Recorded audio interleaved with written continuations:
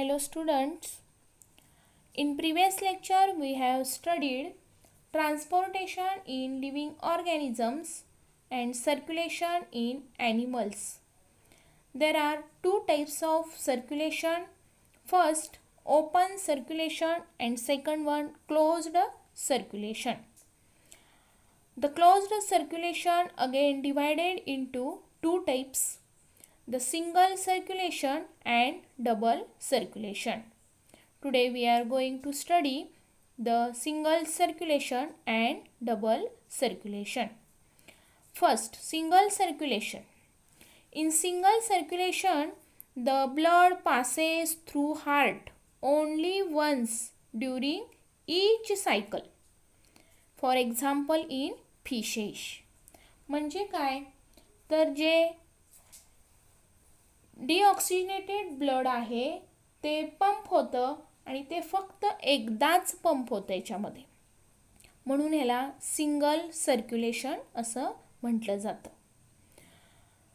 आता ह्या डायग्रामवरून आपल्याला कळतं बघा. This is the heart, one chamber of ventricle and one chamber of atrium. It is also called as the auricle. दोनच chamber आहेत त्याच्यामध्ये.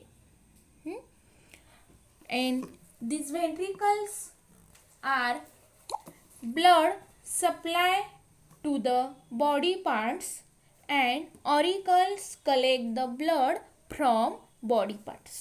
Ventricle हे काय करतात? बॉडी पार्ट्सना ब्लड सप्लाय करतात. ऑरिकल्स बॉडी पार्ट्सकडून ब्लड कलेक्ट करतात. मग ह्याच्यामध्ये काय होतं? The ventricle supply the deoxygenated blood through artery to the gills. And gills is the respiratory organ in fishes और aquatic animals. And so in this deoxygenated blood the oxygen is mixed. So the oxygenated blood is formed. And this oxygenated blood again passed through artery to the tissue. This is the cell or tissue, and so it is called as the systematic circulation. And these tissue or the cells are use oxygen and formation of energy and formation of carbon dioxide. Again this carbon dioxide mixed into the blood, and then this deoxygenated blood again passed to the heart through vein. Means the auricle collect the deoxygenated blood from body parts. म्हणजेच काय झालं बघा, इथं deoxygenated blood हे हार्टकडून collect केलं, ते गिल्सकडे गेलं. कशासाठी? ऑक्सिजनेशनसाठी, फॉर द ऑक्सिजनेशन. त्याच्यानंतर जे ऑक्सिजनेटेड ब्लड आहे ते बॉडी पार्ट्सकडे आलं. परत बॉडी पार्ट्सनी ते वापरल्यानंतर जे डिऑक्सिजनेटेड ब्लड तयार झालं, परत ते रिटर्न कुठं गेलेलं आहे? हार्टकडे गेलेलं आहे, म्हणजेच इथं ॲट्रियमकडे गेलेलं आहे. This is the single circulation. This is the again return back to the heart for the next cycle. The venous heart. Why it is called as the venous heart? Because of the heart of fish carries only deoxygenated blood, so called as it is venous heart. म्हणजेच काय? तर जे heart जवळ deoxygenated blood collect होतं व्हेन्सद्वारा, आणि म्हणून ह्याला काय म्हटलेलं आहे? व्हेनस हार्ट म्हटलेलं आहे. Next one, double circulation.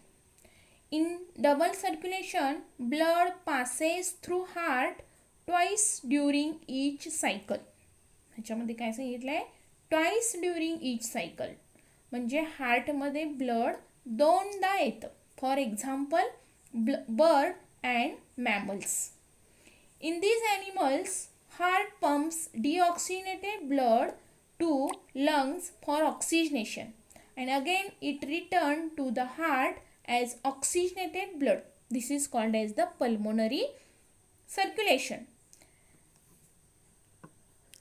म्हणजे बघा ह्याच्यामध्ये पल्मोनरी सर्क्युलेशन काय आहे? तर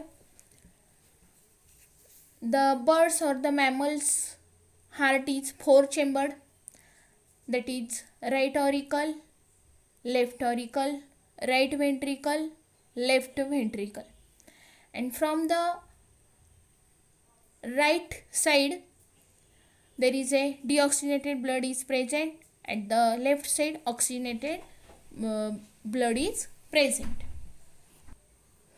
From the right ventricle the deoxygenated blood is passed through the pulmonary artery to the lungs for oxygenation. म्हणजे हे डिऑक्सिजनेटेड ब्लड लंग्सकडे जातं ऑक्सिजनेशनसाठी.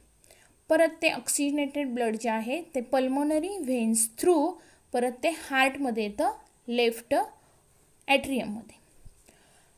This is the pulmonary circulation. Pulmonary circulation हे फक्त आणि फक्त लंग्स आणि हार्टमध्ये जेव्हा काही सर्क्युलेशन होत असतं तेव्हा त्याला पल्मोनरी सर्क्युलेशन म्हणतात. त्याच्यानंतर नेक्स्ट सिस्टमॅटिक सर्क्युलेशन. सिस्टमॅटिक सर्क्युलेशनमध्ये जे ऑक्सिजनेटेड ब्लड आहे ते डॉर्सल ॲवोर्टा थ्रू पूर्ण बॉडी प्रत्येक बॉडी ऑर्गनला ते पाठवलं जातं ऑक्सिजनेटेड ब्लड.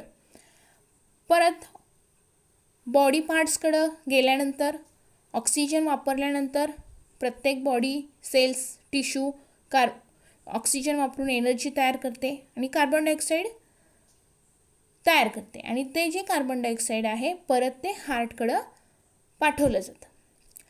मग body organs through superior and inferior vena cava again deoxygenated blood is passed to the right atrium. This is the systematic circulation.